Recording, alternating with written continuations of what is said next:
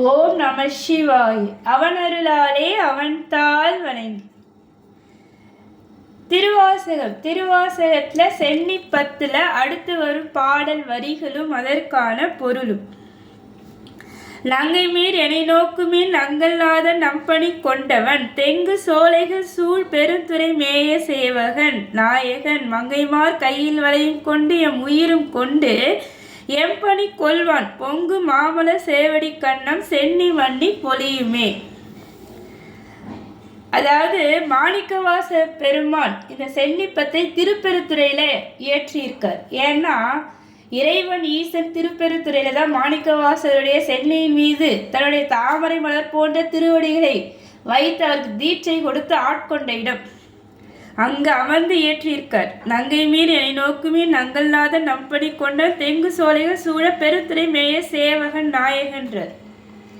அதாவது அந்த ஈசன் மங்கை மாறே என்ன பாருங்க, அந்த ஈசன் தென்னை மரங்களால இயற்கையான வயல்கள் சூழ பெற்ற அழகான மலர்கள் பூத்து குலுகிற சோலைகள் சூழ்ந்த திருப்பெருத்துறையில உரைபவனும் நம்முடைய தலைவனும் நம்முடைய தொண்டினை ஏற்பவனும் அப்பேற்பட்ட நம்முடைய தலைவனாகிய சிவபெருமான் என்னை உயிரும் கொண்டு நம்பணி கொள்வன் பொங்கு மாமல சேவடி கண்ணம் சென்னி மண்ணி பொலியுமென்று.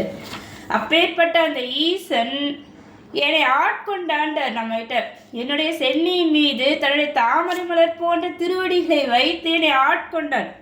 அதனால அடியனாகி என்னுடைய தலையும் பொலிவு பெறுண்டார். இறைவனுடைய திருவடி பட்ட உடனே தன்னுடைய தலை பொலிவு பெற்றதுன்றார். இறைவனுடைய திருவடி படுறது எவ்வளோ பெரிய விஷயம்.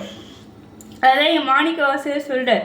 பத்தர் சூழ பராபரன் பாரில் வந்து பார்ப்பான் என சித்த சூழ சிவபிரான் தில்லை மூது நடம் செய்வான் எத்தனாகி வந்து இல் புகுந்து எமையாலும் கொண்டு எம்பணி கொள்வான் வைத்த மாமல சேவடி கண்ணம் சென்னி மண்ணி திகழுமேண்டர்.